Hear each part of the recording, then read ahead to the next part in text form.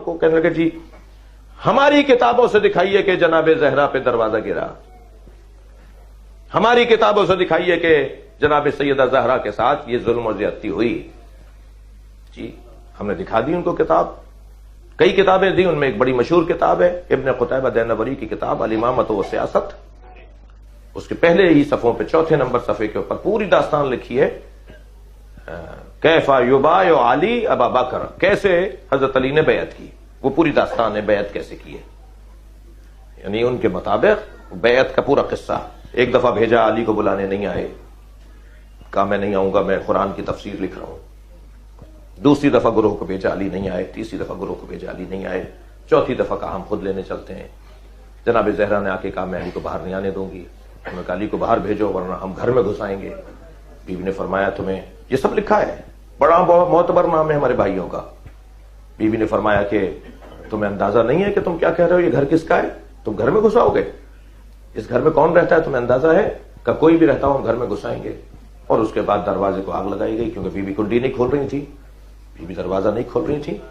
پھر اس دروازے کو آگ لگائی گئی، اور جب دروازہ آدھا جل گیا تو اس دروازے کو لات مار کے گرایا گیا، اور پھر علی کو پکڑ کر لے گئے دربار کے اندر، اور پھر ایسے علی نے بیعت کر لی۔ محمد وعلی آل سیدنا محمد وبارک وسلم۔ آپ نے اس ویڈیو کے چھوٹے سے کلپ میں اہل تشیع کے اس ذاکر کی یہ گفتگو سماعت فرمائی کہ حضرت فاطمہ رضی اللہ تعالی عنہا پر ظلم کیا گیا، زیادتی کی گئی، سیدنا صدیق اکبر رضی اللہ تعالی عنہ کی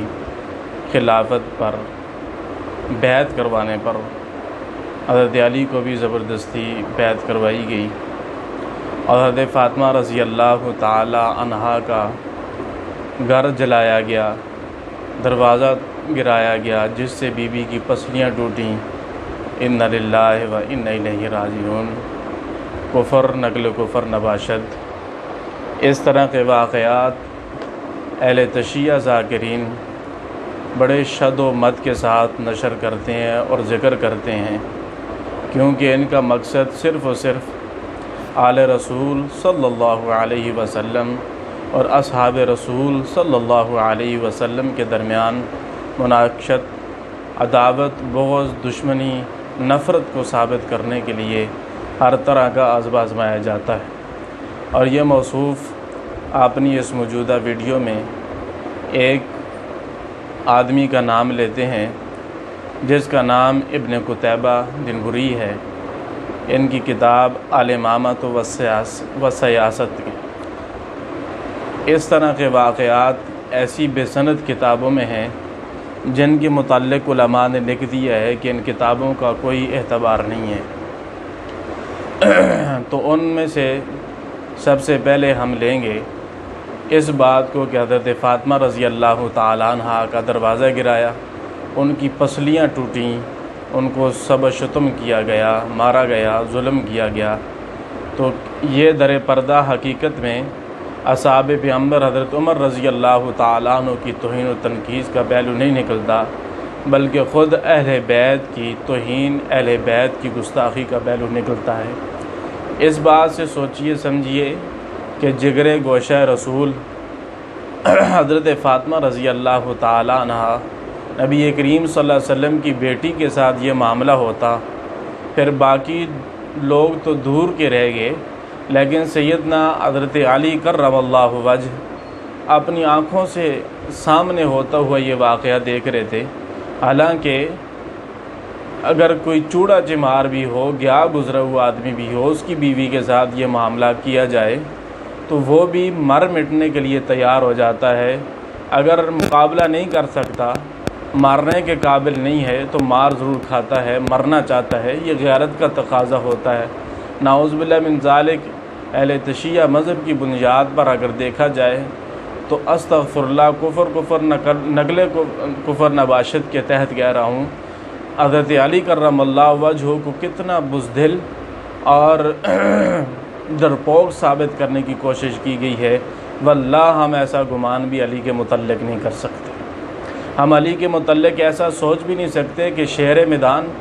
جسے شیر خدا کا لقب بھی ملے، پھر فاتح خیبر بھی ہو، پھر بقول ان کے جس کی تلوار آسمان کو اٹھے تو آسمان چیر دے، زمین پر لگے تو زمین چیر دے، تو کیا وہ اپنے اہل خانہ کی اتنی گستاخی اور توہین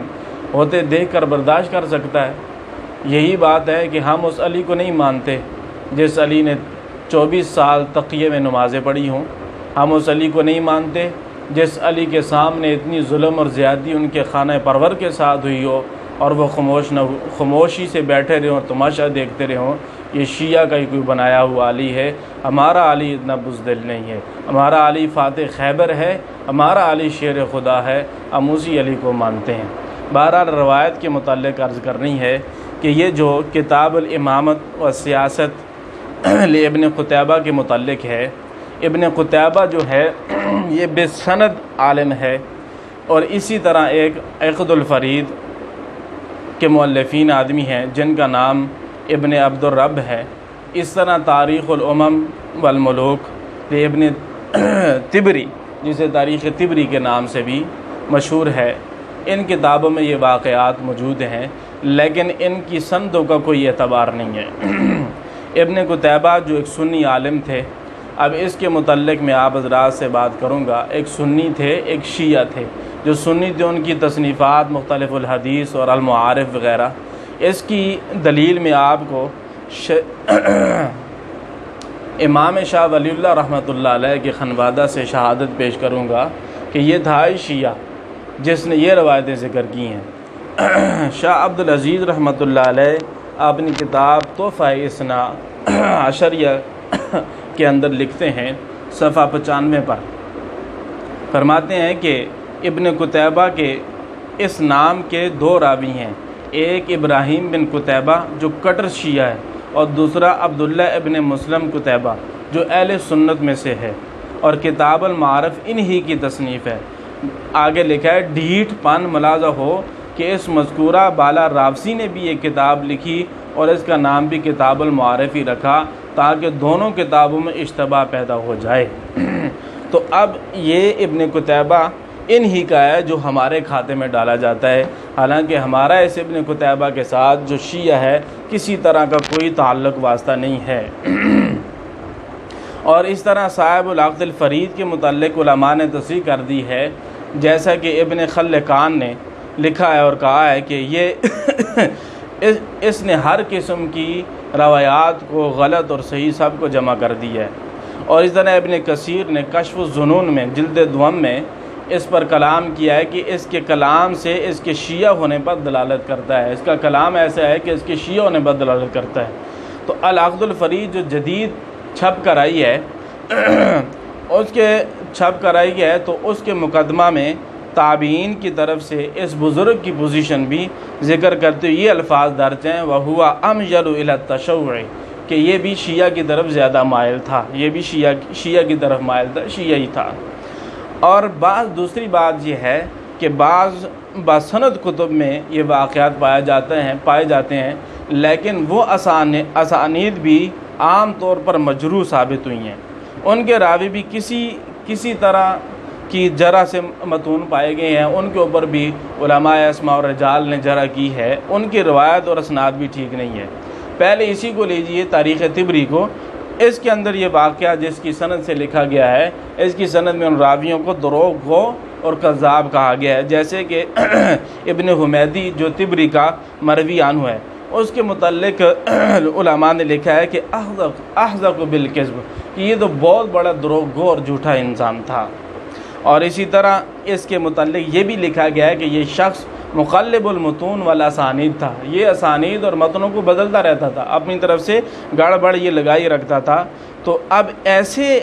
حضرات کی روایت ہم کس طرح لے سکتے ہیں؟ اس طرح کے لوگوں کی روایت لے کر اصحاب رسول پر طعن کس طرح کیا جا سکتا ہے؟ اور اس طرح یہ روایت بھی مقطوع ہے کہ اس واقعہ کا جو ناقل ہے اس واقعے کا ناقل ہے زید بن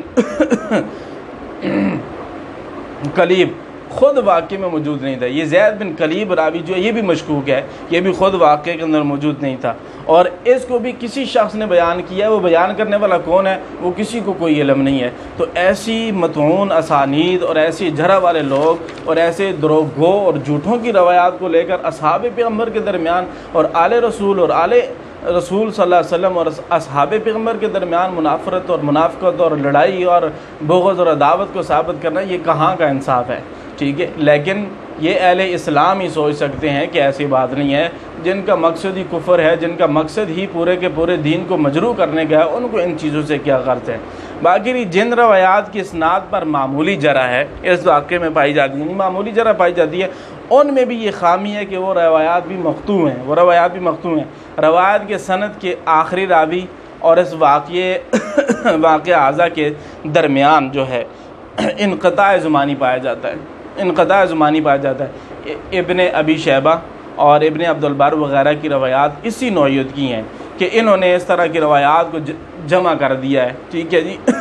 اور کسی صاحب نے سن کر روایت چلا دی۔ میں نے ابھی عرض کیا کہ ابن ابی شیبہ اور ابن عبد البر وغیرہ کی روایات اسی نوعیت کی ہیں، مکتوب پائی گئی ہیں۔ زید بن اسلم اور خود اسلم دونوں باپ بیٹا اس واقعے کے وقت مدینہ طیبہ میں ہرگز موجود نہیں تھے۔ نیز علماء نے زید بن اسلم کے متعلق تصریح کر دی ہے کہ یہ بزرگ مدلس تھے، اپنی روایات میں تدلیس کرتے تھے۔ مقدمہ کتاب التمہید لابن عبد البر میں باب بیان التدلیس جلد 1 صفحہ 36 پر، تہذیب التہذیب لابن حجر اسقلانی اور تذکرہ میں زید بن اسلم کے متعلق یہی لکھا گیا ہے کہ یہ مدلس تھا، یہ روایات میں تدلیس کر لیتا تھا۔ اور ایک اور کتاب ہے اسی طرح الاستیعاب لابن عبد البر کی، اگرچہ صحابہ اکرام کے تراجیم میں بہترین کتاب ہے، بہت سارے صحابہ اکرام کے ماننے والوں کے لیے یہ کتاب بہت اچھی ہے، لیکن صحابہ کے مشاجرات وغیرہ کے متعلق اس میں چند چیزیں ایسی پائی جاتی ہیں جنہوں نے کتاب اعضا کو عیب دار کر دیا ہے، اس کے اندر عیب لگا دیا ہے۔ ان امور کی وجہ سے علماء نے کتاب کی تعریف اور توثیق کے باوجود اس پر نقد بھی کیا ہے، جرح بھی کی ہے۔ چنانچہ مقدمہ ابن صلاح یا علوم الحدیث لابن صلاح میں علامہ ابن صلاح نے باب النوع التاسع والثلاثون میں صفحہ 145 پر لکھا ہے کہ الاستیعاب لولا ما شأنہ من ارادی کثیرا مما شجر بین الصحابۃ وحکایاتی عن الاخباریین للمحدثین وغالب علی الاخباریین اکثار والتقلید فیما یروونہ، کہ الاستیعاب کتاب جو ہے اگر اس میں وہ چیزیں نہ ہوتی جنہوں نے اس کو عیب لگا دیا ہے تو صحابہ کے تنازعات وغیرہ کی بہت سی چیزیں اخباری لوگوں کی حکایات اور اس نے ذکر کر دی ہیں، تو یہ چیز محدثین نے نقل نہیں کی۔ اخباری اور مؤرخ لوگ اپنی مرویات میں اکثار اور تقلید کر دیتے ہیں، یہ سید واقعہ کا کچھ خیال نہیں رکھتے، تو اس چیز نے اس کتاب کو عیبدار بنا دیا۔ اسی طرح حافظ ابن کثیر رحمۃ اللہ علیہ نے اپنی کتاب الباعث الحسیس النوع التاسع والثلاثون میں یہی چیز بحوالہ ابن صلاح مندرجہ ذیل الفاظ کے ساتھ درج کی ہے۔ وقد شان ابن عبد البر کتاب الاستیعاب بذکر ما شجر بین الصحابۃ مما تلقاہ من کتب الاخباریین وغیرہ، کہ حافظ ابن کثیر فرماتے ہیں کہ ابن عبد البر نے مشاجرات اور تنازعات صحابہ اکرام کو اخباری و مورخین لوگوں سے حاصل کر کے اپنی کتاب الاستیعاب میں ذکر کرنے سے اس کو عیبناک اور داغدار بنا دیا ہے۔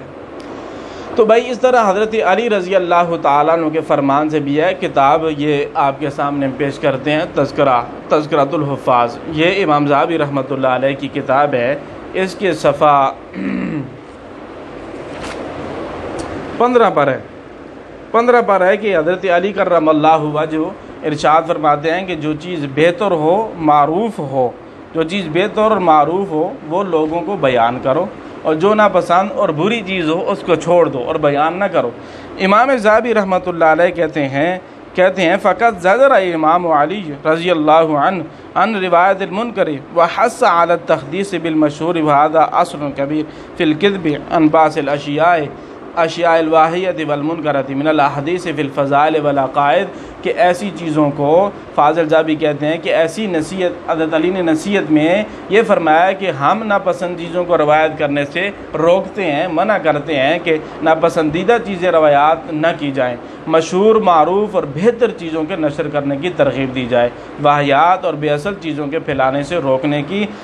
کے لیے یہ بہت بڑا ضابطہ ہے، خواہ وہ چیز فضائل میں ہو یا عقائد یا رقائق وغیرہ کے متعلق ہو۔ امام ذہبی رحمۃ اللہ علیہ نے اس کتاب میں واضح لکھا ہے صفحہ 15 پر حضرت علی کرم اللہ وجہ کی بات۔ اسی طرح شیعہ کی کتاب احتجاج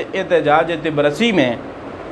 صفحہ 259 پر باقاعدہ لکھا ہے فَإِذَا أَتَاكُمُ الْحَدِيثُ فَاعْرِضُوهُ عَلَى كِتَابِ اللَّهِ عَزَّ وَجَلَّ وَسُنَّتِي فَمَا وَافَقَ كِتَابَ اللَّهِ وَسُنَّتِي فَخُذُوا بِهِ وَمَا خَالَفَ كِتَابَ اللَّهِ وَسُنَّتِي فَلَا تَأْخُذُوا بِهِ، جب تمہارے سامنے کوئی روایت پیش کی جائے تو اس کو کتاب اللہ اور سنت رسول پر پیش کرو، جو خدا کی کتاب اور سنت رسول کے موافق ہو وہ قبول ہے، اور جو روایات ان دونوں کے برخلاف پائی جائیں اس کو قبول نہ کرو۔ تو اب ناظرین، اللہ کی کتاب گواہ ہے یہ حضرات آپس میں مہربان تھے، رحماء بینہم تراہم رکعا سجدا یبتغون فضلا من اللہ، یہ آیات قرآن میں موجود ہیں کہ صحابہ کرام آپس میں رحم دل تھے۔ اس لیے آج کا یہ کفر اپنے کفر کو چھپانے کے لیے آج کی سوشل میڈیا پر اس طرح کی بکواسات کرتے چلے جا رہے ہیں، تو ہمارا حق بنتا ہے کہ ہم صحابہ کرام کی دفاع کے لیے اپنا جتنا بھی کچھ ہو سکے کر گزریں۔